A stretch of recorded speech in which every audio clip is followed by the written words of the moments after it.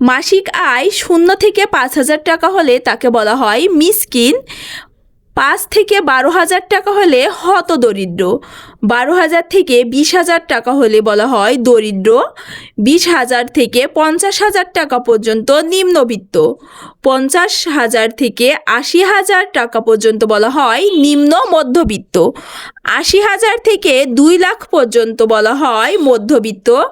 2 লাখ থেকে 10 লাখ পর্যন্ত মাসিক আয় ব্যক্তিকে বলা হয় উচ্চবিত্ত।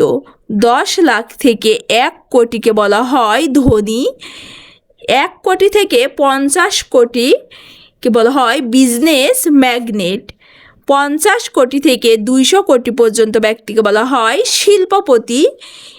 1 কোটি থেকে 1000 কোটি থেকে 100,000 কোটিকে বলা হয় রাজ পরিবার।